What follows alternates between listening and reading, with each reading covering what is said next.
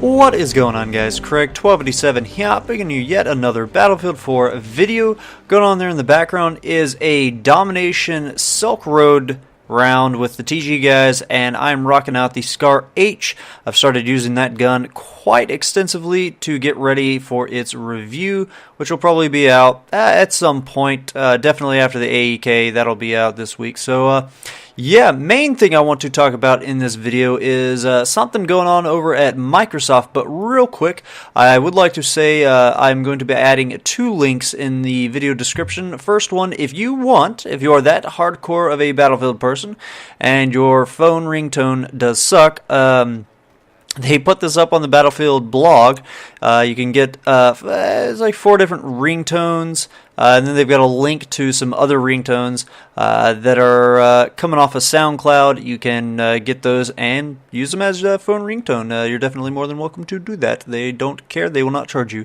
So that's just a cool thing that they were putting up. But second thing is that the next community event for asking a DICE developer some questions did begin.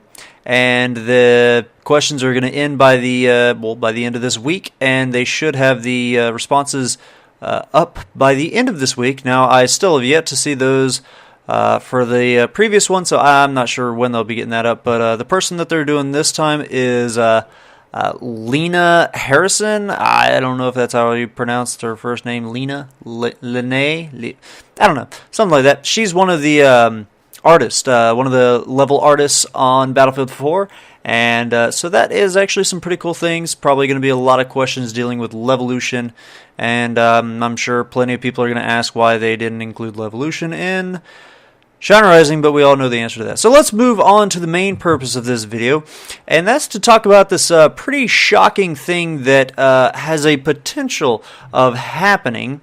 Now, one of the things I've always enjoyed about being a PC gamer is the fact that PC is always going to be around. As long as there is a demand for it, there is going to be a supply for it. Some company is going to make the hardware. They're going to make the software. They'll make the games. They'll make the operating systems, the APIs. They will make that stuff as long as there is a demand for it. If Microsoft goes down, well, there's still Linux, there's still Apple, now we've even got Steam. You know, there's going to be something. Microsoft does not own all of the PC game space just because they have the dominant operating system that's used. It's only the dominant OS for gaming because it's pretty much the dominant OS. But if they were to go down, then Steam's OS would see a huge boost, and even Apple and Linux. But so yeah. This is it's a pretty shocking thing. I don't know if you guys knew, but Microsoft got a new CEO fairly recently, and he replaced Steve Ballmer, and some of the investors, well, I'll go ahead and read the quote from the article, and of course, as always, the article will be linked in the description below, but here's the main quote that it's from Washington Post. So obviously the main topic is not about gaming and Xbox, but they do talk about how some of the investors are wanting to cut a lot of the money-losing aspects of Microsoft. And so here is the quote. Some investors have suggested that Microsoft spin off its money-losing consumer products and focus solely on enterprise. Even the Xbox deserves to go, Paul Gaffari, the wealth manager for Microsoft co-founder Paul Allen, said last year. So that's pretty. When the wealth manager and many of the primary investors in the company are pushing for something, I don't know. It's really, I want to say it won't happen because Xbox is such a huge investment for Microsoft. It's much bigger than what the Surface is. It is much bigger than I think what Bing is. I mean, there's just Windows 8 Mobile, and that's starting to be a big thing. But Xbox is such a huge investment for them. It's a very large money generator, but it's also a huge money sink. The R&D that they had to do for their new gamepad, the new R&D for the actual Xbox One as a whole, but even just specific aspects of it like the Kinect, and it's really not connecting with a lot of the developers. It's really not paying off. Granted, the console is still early in its life cycle, but if they don't adopt it early, it's just going to snowball. People are not going to support it because it wasn't supported, and then they're not going to support it because it wasn't supported, and it just snowballs. So this is a pretty shocking thing, and it's just, I've been around in gaming since late 80s, early 90s.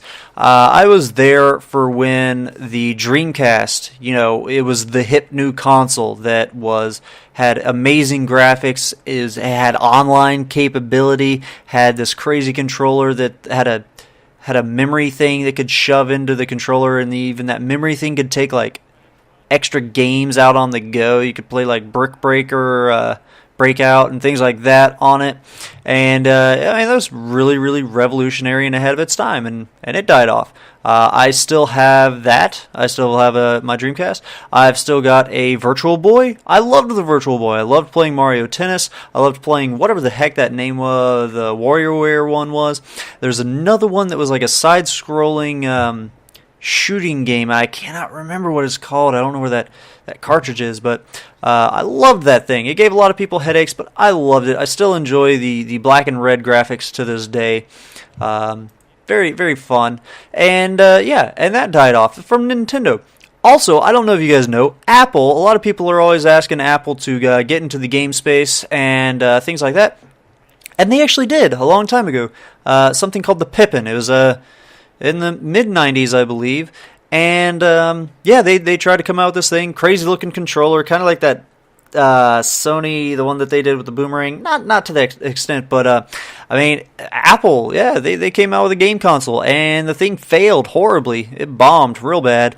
And so these consoles have come and gone. Sega pretty much went to being exclusively software, just making games, which is what it's interesting because that's what Microsoft started out as. They were a software company. They made Windows and Office, and it's definitely not out of this world to think that this could potentially happen. They don't care about all the quality games. They don't care about the publishers that they're first-party publishers of. They really don't care. They want money.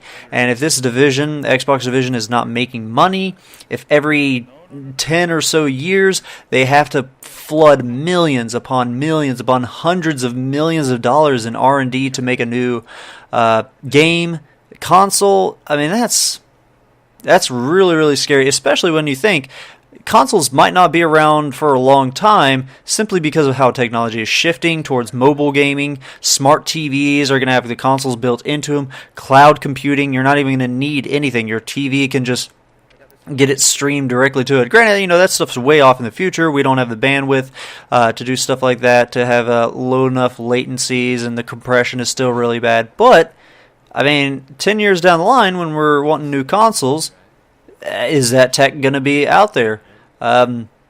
It's definitely not far-fetched to think that this could be happening in the next decade or so, but now you got this thing coming in, and these people wanting to push the new CEO to remove the division simply through financial reasons. It's pretty shocking. So if you guys are Xbox only people, what console, if this were to happen, think all of your friends, all your family that own the Xbox. That's probably one of the main reasons why you went Xbox route, is because that's where your friends and family were. Where would you go? Where would they go? On to PlayStation? Would they go to the Nintendo? Would you want to join PC and join me on the battlefield? Please comment below where you think you would be going. Please comment below whether you think this is something legit. I don't think it'll happen anytime soon. I don't think this guy's, one of his first acts is going to be to remove all these different things and to tell Steve Ballmer and Bill Gates, hey, all these decisions you guys have been making to become some of the wealthiest men in the world and form one of the biggest companies in the world, they were all wrong. I really don't think that's going to happen. But still, something could potentially happen. But what do you guys think? Please leave your comments below. And I hope you guys have enjoyed the gameplay. Have a good one. Ta-ta.